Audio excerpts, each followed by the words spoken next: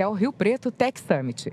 Durante esses 2 dias de evento, nós estamos aqui no estúdio da RCE Digital, estúdio móvel, entrevistando empresários, especialistas, lideranças e parceiros que estão impulsionando a inovação, a tecnologia e os negócios em diferentes segmentos. O RCE Talks é uma iniciativa da RCE Digital, empresa especializada em streaming e produção audiovisual para comunicação empresarial, criada para conectar pessoas, ideias e negócios por meio da comunicação.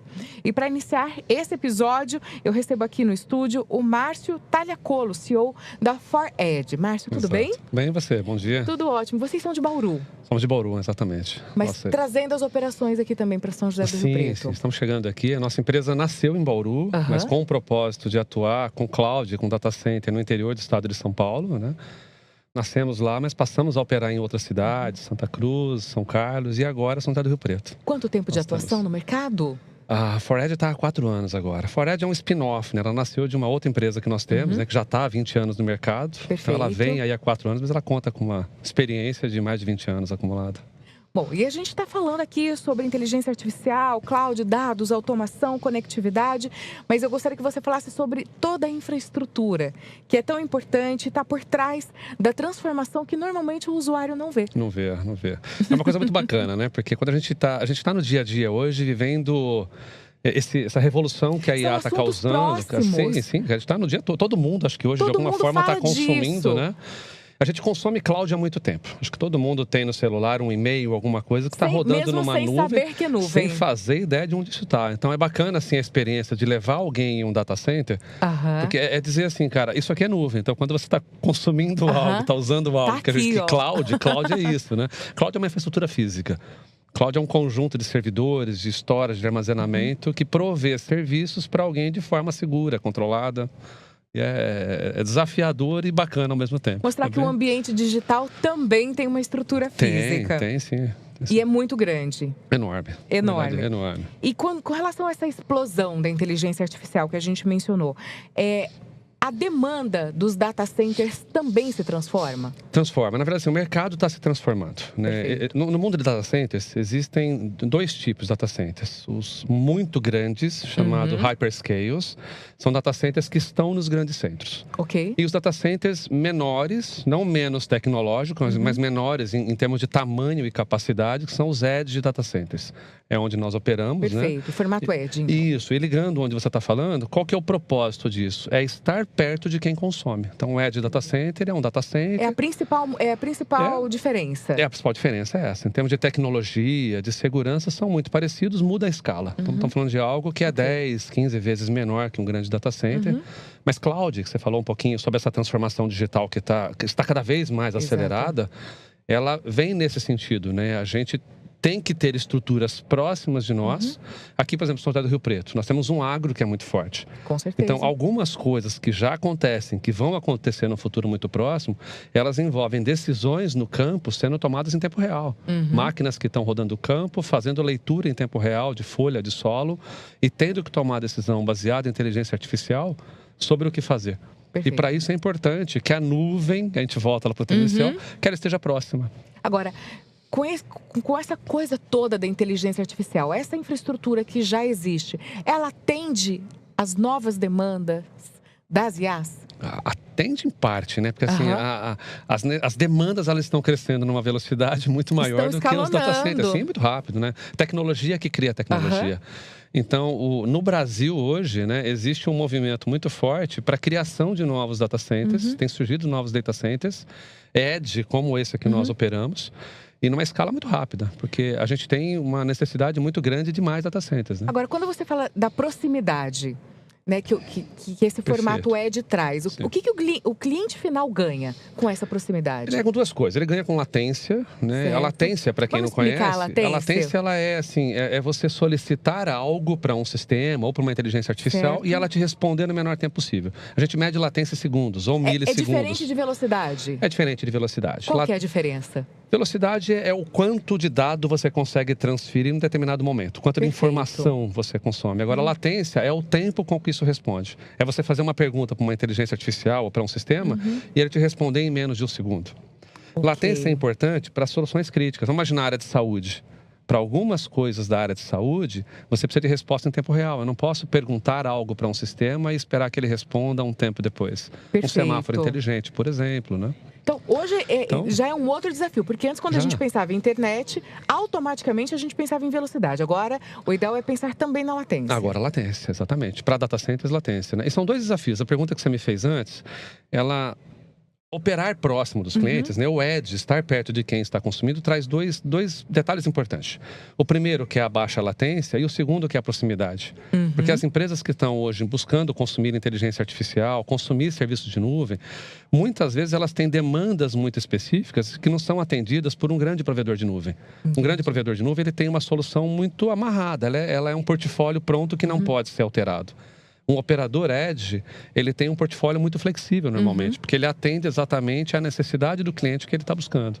Entendo. Então, assim, em termos de edge, ela atende mais do que um propósito. São É a latência, mas é a proximidade. Sim, são muitas camadas, né? Inclusive, gostaria de abordar agora a questão da descentralização, porque...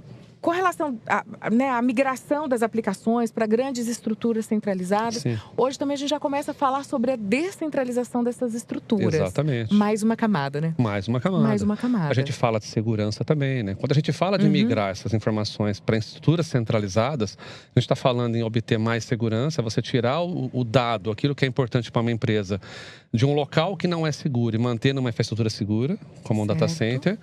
E um data center em si, ele tem diversas camadas de segurança. Então, sim, é mais uma camada de preocupação que todo mundo tem hoje. Exato. E a gente está caminhando, então, para ambientes cada vez mais híbridos. Sem dúvida. A gente pode dizer isso. Isso é muito comum hoje em dia. É muito. E como que a Fored, já que ela nasce com essa proposta de trabalhar, né, com estruturas de data centers mais próximas das regiões, onde os dados são produzidos, descentralizar essa infraestrutura é importante para o desenvolvimento do negócio? É bastante importante. Aqui no interior, inclusive? Sim, sem dúvida. O nosso projeto, o nosso propósito hoje de existir na Fored, ele é o interior. Então, nós, quando criamos a Fored como operador de borda, nós passamos a atuar em cidades, são as principais cidades do estado de São Paulo. Certo, por exemplo, fora dos grandes centros. Fora dos grandes centros, para atender as indústrias, as empresas, o agro e tudo aquilo que está próximo. Sem dúvida, sem dúvida. Isso é um diferencial muito grande, né? Porque é o empresário de uma determinada região, daqui de São José do Rio Preto, por exemplo, poder consumir serviços que estão aqui na cidade dele. Não ter que buscar soluções de cloud em São Paulo, em grandes centros ou na capital, por exemplo. Agora, para a gente que está aqui, como consumidor final, né? O cliente, quando 5G, Edge e IA começam a funcionar bem juntos, de que forma a nossa vida é transformada? Para o consumidor final, eu acho que de forma indireta, né? Porque o consumidor final, ele acaba buscando serviços de empresas locais que diretamente estão melhorando a sua oferta, as suas soluções, baixando os seus preços. Vamos dar um passo atrás, né? Quando uma empresa utiliza hoje a inteligência artificial, ela se permite melhorar os seus processos e se tornar mais eficiente. A eficiência traz redução de custo. Então, para o consumidor final, o que muda é que empresas mais ágeis e mais rápidas, mais seguras, elas tendem a ter um custo de operação menor, portanto, conseguir uma oferta menor de produtos e serviços para o seu cliente final. E quais operações hoje parecem complexas, né, ou distantes? Quais são os desafios enfrentados aí na junção do 5G com o Edge e a IA? Acho que eu vou focar na IA nessa resposta. Eu penso que a maior, ela tem relação com soberania de dados. Porque IA é um tema muito presente, todo mundo consome IA. Eu consumo, eu acredito que você também, uma hora ou outra, ChatGPT e por aí vai. E quando a gente fala de empresa, né, uma coisa é uma pessoa física consumir inteligência, mas uma empresa consumindo inteligência artificial significa que ela está pegando a inteligência do negócio dela e colocando numa inteligência artificial que não tem controle sobre aquele dado. Então, você não sabe se aquilo do teu negócio é privado e é só seu, ou se aquela inteligência artificial vai utilizar informações sobre o seu negócio para ajudar outra empresa que é um concorrente teu, por exemplo. E é essa dúvida que, inclusive, gera muita resistência. Exato. Então, um grande ponto hoje tem relação com o nosso negócio, por exemplo, ele tem diretamente um ponto chamado soberania de dados. É você ter certeza de que está consumindo inteligência artificial, que está consumindo serviços cloud, de uma empresa que mantém esse dado privado dentro do Brasil, não roda fora, que ele é só seu. Então, você sabe que está consumindo inteligência para o teu negócio, somente para o teu negócio. E pensando nessa infraestrutura digital que inclui essa proteção de dados, o empresário ele precisa enxergar isso como parte da continuidade do negócio. Sim, sem dúvida. Esse é o principal ponto, na verdade. Não é só um serviço. De forma alguma. Quando a gente fala de dados, né, uma empresa, uma indústria, Se você sofre um impacto, né, de perda, né, tudo se reconstrói. Um barracão se reconstrói, maquinário a gente compra, mas dados não. Então, a continuidade do negócio, ela também passa pela proteção dos dados. Então, um data center, qualquer data center, tem o propósito de manter cópias seguras das informações que essas empresas têm dentro dos seus negócios. E todas essas camadas que você traz para a gente, elas fazem parte de algumas das principais discussões globais, de grandes eventos, com grandes especialistas. Sim, essa é uma transformação que está acontecendo no mundo, né, de forma muito acelerada. Está todo mundo buscando soluções. O Brasil é parte integrante disso, é protagonista nisso. A gente tem estado muito acelerado no sentido de criar e consumir tecnologia, então sim. Existe alguma transformação que você observa, mas que ainda está sendo subestimada aqui? Eu acho que a inteligência artificial, a gente tem que dar um passo ainda mais forte do que já demos, né? Como eu falei na tua pergunta anterior, né? Apostar em soluções locais em vez de soluções de nuvem, que são públicas, por exemplo. Eu penso que esse é o próximo salto. Esse é o próximo passo. Você comentava comigo nos bastidores que vocês já haviam participado, a empresa já havia participado do Tech Summit em outro momento e agora retornam. O que vocês estão achando do evento, da estrutura e como é que estão sendo os negócios efetivamente para vocês? Participamos do evento no ano passado a primeira vez. Foi uma grata surpresa, assim, um evento maravilhoso. Sem sombra de dúvida, temos de interior de São Paulo, o maior evento que nós já participamos até agora. Não é só o slogan do evento, o é evento a realidade. É excepcional, o público é muito maduro, são perguntas muito boas que chegam nos stands, assim, quem nos procura tem uma bagagem muito forte, né? Então, estivemos no ano passado, viemos nesse de novo, com certeza estaremos no ano que vem novamente, não tem como não participar. E esse ano mudou um pouquinho, né? A gente saiu de um espaço, viemos para um espaço maior esse ano, né? Acomoda melhor as pessoas e as empresas, tá excepcional. Bom, e agora tem alguma pergunta, assim, eu gostaria de saber também a respeito ainda sobre a IA, o que vai ser necessário modificar nos próximos anos para que tudo aquilo que a gente está imaginando, projetando, esperando, para que tudo isso realmente consiga acontecer. No que a gente precisa mexer ainda? É estrutura, é processo, é mentalidade? Acho que é infraestrutura. O que mais pega hoje ainda é a infraestrutura, né? A gente consome serviços que rodam em infraestruturas fora do Brasil. Perfeito. O Brasil tem uma série de iniciativas, né, de órgãos que estão trabalhando para que a gente consiga crescer com infraestrutura própria de data centers, infraestruturas de IA no Brasil. Eu penso assim, na minha visão, pelo menos, de quem opera nesse mercado, é o grande desafio. Ok. Porque a gente, só concluindo, claro, né? Por favor. A gente está num momento que IA é um ponto sem volta. Inteligência artificial é um ponto sem volta. Todos nós consumimos, isso não muda mais, né? Então, a questão é como é que a gente organiza isso, como é que a gente estrutura, como é que a gente traz soberania sobre os nossos dados dentro do país, né? Então, esses são os grandes desafios. E aí, tem alguma informação que queira acrescentar? Alguma mensagem para o empresário que está nos acompanhando agora? Bacana. Acho que a principal mensagem é que nós estamos vindo para São José do Rio Preto, né? Eu comentei no começo que nós temos uma estrutura de data centers conectada, ela está presente em várias cidades. Nós estaremos presentes aqui em São José do Rio Preto no Parque Tecnológico, né? Já tem uma área definida para isso e é para o ano que vem. Então, no ano que vem a gente está rodando aqui com muita felicidade. Então, obrigada por dividir conosco essas informações. Obrigado. E um ótimo evento. Obrigado para todos nós, um evento muito bom. Obrigada. Valeu. Você continua acompanhando as nossas transmissões, as nossas entrevistas pela plataforma oficial do Rio Preto Tech Summit e também no canal da RCE Digital no YouTube. Já a gente volta com mais uma entrevista. Até já. Quem está ao seu lado nos momentos mais importantes da vida?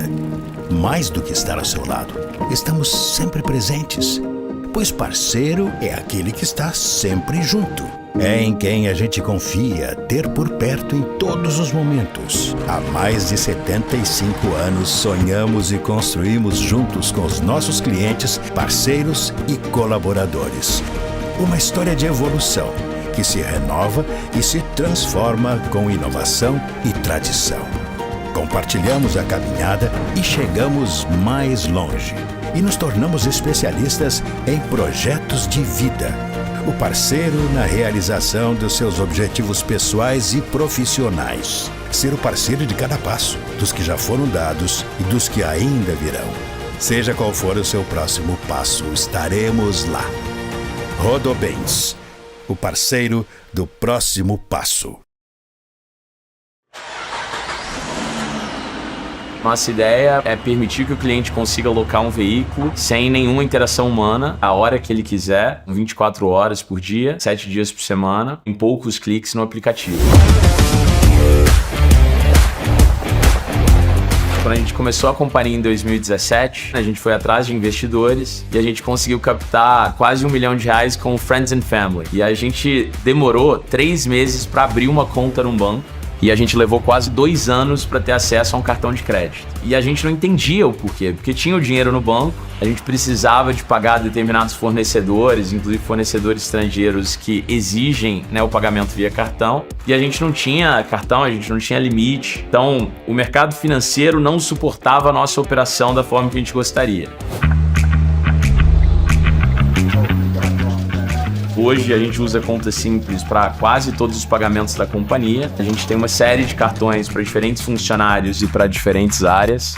A gente ajusta o limite à medida que a gente precisa. Então, meses que a gente vê que vai ter mais gastos, a gente consegue aumentar. Meses que a gente vê que não precisa de tanto volume, a gente reduz, obviamente, o gasto. Pelo DNA da conta simples, ela consegue entender um pouco melhor o momento da empresa. Então, mais do que só uma visão de balanço ou uma visão de crédito que a gente vê nos bancos tradicionais, é entender um pouco melhor o modelo de negócio, qual a perspectiva de futuro. E eu acho que é por isso que a parceria tem dado tão certo. Então, de novo, a gente sai de uma empresa que faturou R$200 mil no primeiro ano, mais de R$100 milhões no ano passado, esse ano quase R$300 milhões, e a gente precisa de um parceiro financeiro que acompanhe, inclusive em limites e volumes, o nosso crescimento. E é isso que a gente enxerga na conta simples e espera para o ano que vem.